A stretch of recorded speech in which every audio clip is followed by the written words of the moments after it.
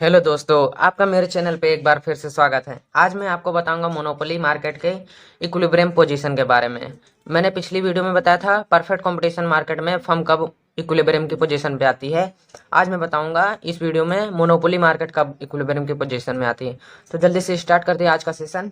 तो पहले मैं रिकैप कर दूं, एक वीडियो में मैंने बताया था आपको कि मोनोपोली मार्केट के फीचर क्या हैं। इस वीडियो में भी मैं आपको बताता हूँ।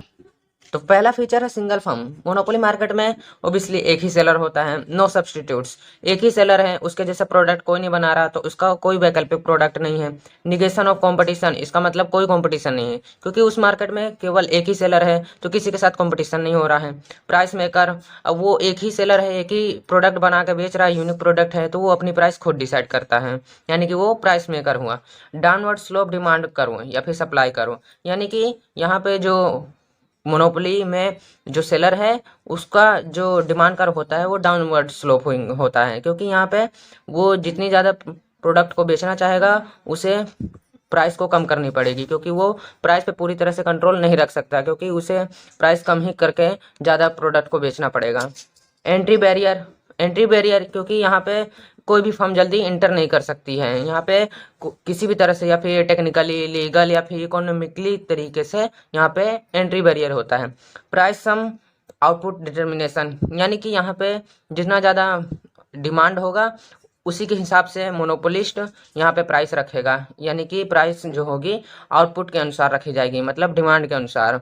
इसी के कारण वो अपने सेल को इंक्रीज कर सकता है। अब देख लेते हैं in short run equilibrium point, यानी कि मोनोपोली मार्केट में कंपनी जो होती है शॉर्ट रन में कब आती है इक्विलिब्रियम की पोजीशन पे।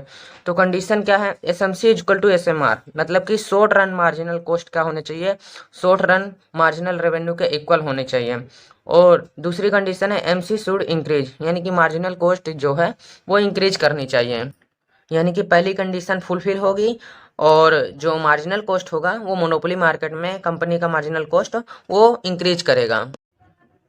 अब चार्ट के जरिए मैं आपको बताता हूँ। अब देखो ये शॉर्ट रन है, शॉर्ट टाइम पीरियड में क्या होती है, जो फर्म होती है अपनी मशीन को नहीं चेंज कर सकती, अपने इंफ्रास्ट्रक्चर को नहीं बदल सकती है, तो यहाँ पे क्योंकि जो टाइम पीरियड होता है वो कंपनी के पास कम होता है, इसीलिए ये सब नहीं कर सकती। तो यहाँ पे जो एवरेज कॉस्ट कर्व होगी वो केवल एक ही होगी, लेकिन जब लॉन्ग रन आता है तब वहाँ पे एवरेज कॉस्ट 3-4 हो जाती है, क्योंकि जितनी इक्विलिब्रियम पॉइंट बढ़ेंगी वहाँ पे, क्योंकि कंपनी जितनी ज़्यादा अपने प्लांट को बढ़ाएगी उतनी ज़्यादा जो होगी कॉस्ट बढ़ेगी, हर एक प्लांट की अलग अलग कॉस्ट करवाएगी, तब वहाँ पे एक से ज़्यादा एवरेज कॉस्ट कर होती हैं, और उन सभी को मिला के एक long run average cost curve तैयार होती है। यहाँ पे केवल एक ही कॉस्ट कर्व होगी जो होगी short run average cost curve, क्योंकि ये है शॉर्ट टाइम पीरियड।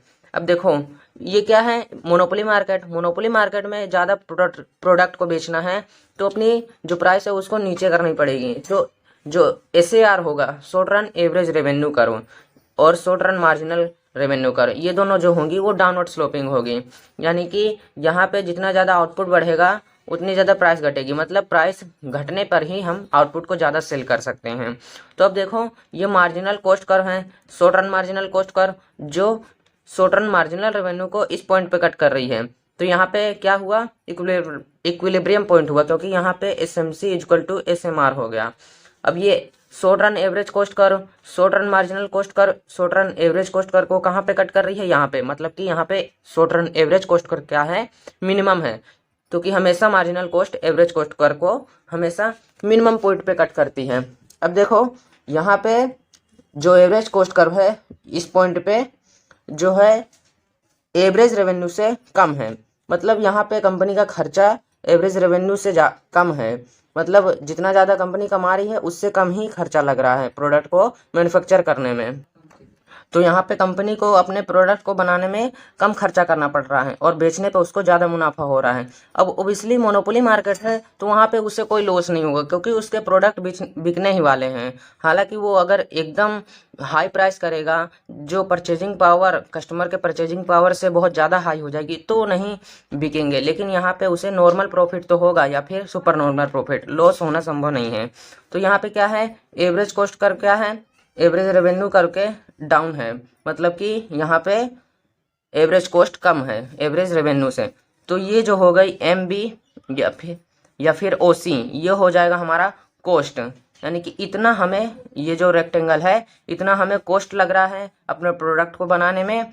और ये जो COP है या फिर AM, ये हमारी प्राइस हो गई या फिर रेवेन्यू कह सकते हैं। यानी कि इतना हम कॉस्ट कर रहे हैं अपने प्रोडक्ट को बनाने के लिए और इतना हम रेवेन्यू कमा रहे हैं अपने प्रोडक्ट को सेल करके। यानी कि हमारा जो रेवेन्यू है वो हमारे सेल्स से, मतलब हमारे कॉस्ट से बहुत ज़्यादा है। यानी कि ये शेडो एरिया है वो हमारा हो जाएगा सुपर नॉर्मल प्रॉफिट, क्योंकि यहाँ पे एवरेज कॉस्ट एवरेज रेवेन्यू से कम है। तो ये हो जाएगा हमारा सुपर नॉर्मल प्रॉफिट। यहाँ पे जो कंपनी है मोनोपोली मार्केट में बहुत ज़्यादा प्रॉफिट अर्न कर रही है, क्योंकि मोनोपोली मार्केट में फर्म लॉस नहीं अर्न कर। यहाँ पे आउटपुट है OM और प्राइस है OP। यानी कि जब OM आउटपुट हम बेचेंगे, हमारी प्राइस जो होगी मोनोपोली मार्केट में वो OP होगी, और हमारे OM आउटपुट को प्रोड्यूस करने में OC जितना कॉस्ट आएगा। हमारा कॉस्ट कम आ रहा है, लेकिन उसे बेचने में हमारा जो रेवेन्यू है, हमारी कमाई इनकम वो ज़्यादा हो रही है। यहाँ पे company super normal profit earn कर रही है। अब देखो मोनोपोली मार्केट में क्या है, जो कंपनी होती है वो प्राइस को एकदम बढ़ा नहीं सकती है, क्योंकि यहाँ पे जो प्राइस होती है वो डिमांड के अनुसार निश्चित करनी पड़ती है मोनोपोलिस्ट को, यानी सेलर को। अब जैसे देखो यहाँ पे OM आउटपुट हो गया, मतलब कि इतनी डिमांड है हमारी मार्केट में हमारे प्रोडक्ट की, तो हमें हमारी जो प्राइस होगी वो ओबियसली डिसाइड हो जाएगी कि OP है। यानी कि यहाँ पे डिमांड के अनुसार हमारी प्राइस क्या हो जाती है, सेट हो जाती है। और जब हम अपने OM आउटपुट को प्रोड्यूस करते हैं, हमारा खर्च आता है इतना, और हमारे जो रेवेन्यू होती है उसे सेल करने पे वो इतना होता है। मतलब कि इन दोनों का डिफरेंस जो होगा, इस रेक्टेंगल का और इस रेक्टेंगल का, इन दोनों के बीच का जो डिफरेंस होगा, ये कंपनी का सुपर नॉर्मल प्रॉफिट कहलाएगा। अब बात करेंगे हम लॉन्ग रन में मोनोपोली मार्केट में कंपनी कब इक्विलिब्रियम के पोजीशन पे आती है। अब देखो लॉन्ग रन की अगर बात करें, in the long run the entry of new firms is restricted because of monopoly market. क्योंकि ये मोनोपोली मार्केट है, इसलिए इसमें कोई नई फर्म एंटर नहीं कर सकती हैं, चाहे वो शॉर्ट रन हो चाहे वो लॉन्ग टाइम पीरियड हो।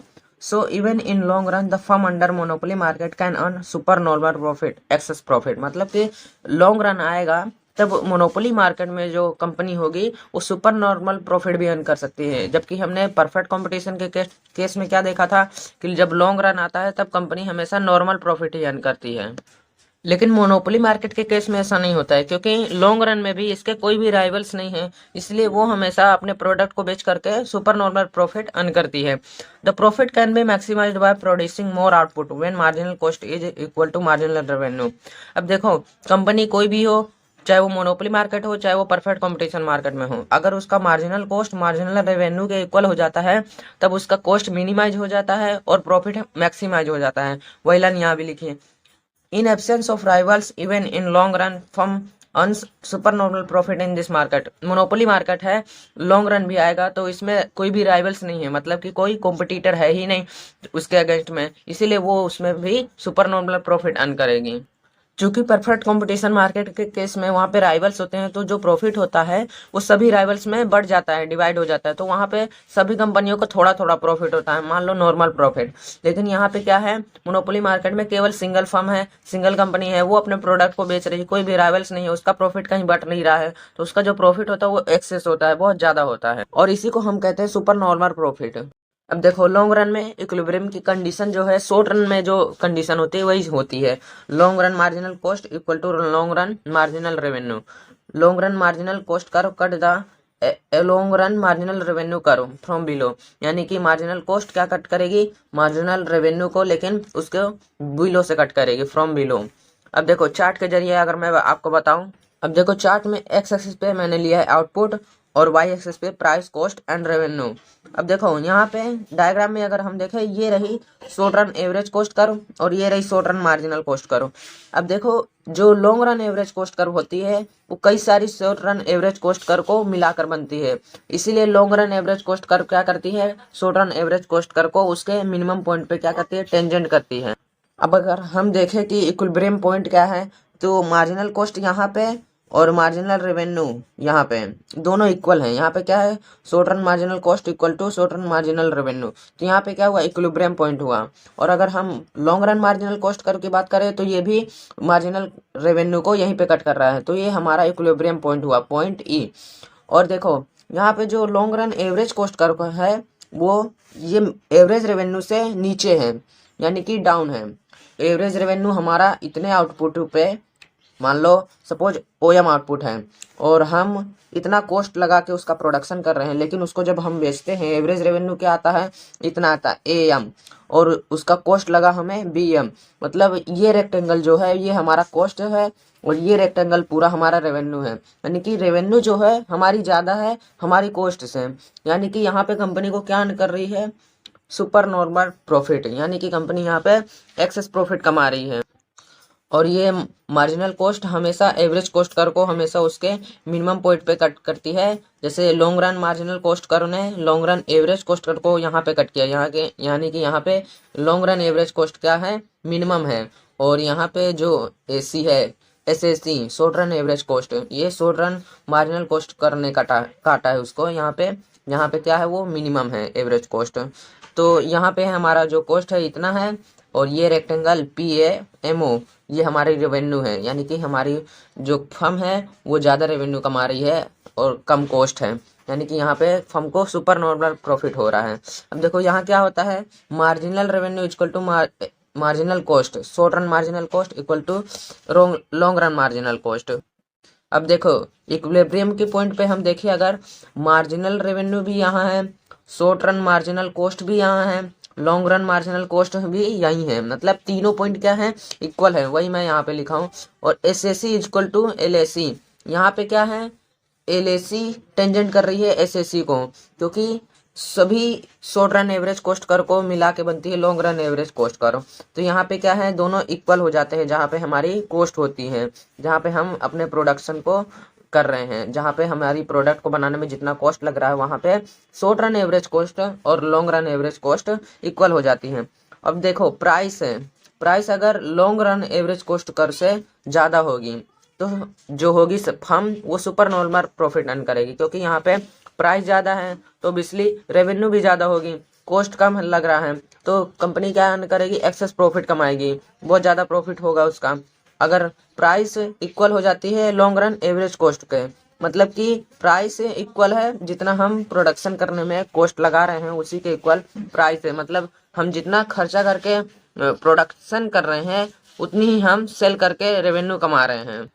तो यहाँ पे जो प्रॉफिट होता है वो नॉर्मल प्रॉफिट होता है। तो ये बातें आपको याद में रखनी है। एक बार वीडियो देख लीजिए दोबारा, अगर कुछ समझ में नहीं आता है मुझे कमेंट करके बताइए, मैं आपके डाउट सोल्व करने की कोशिश करूंगा। मिलते हैं अगले वीडियो में, धन्यवाद।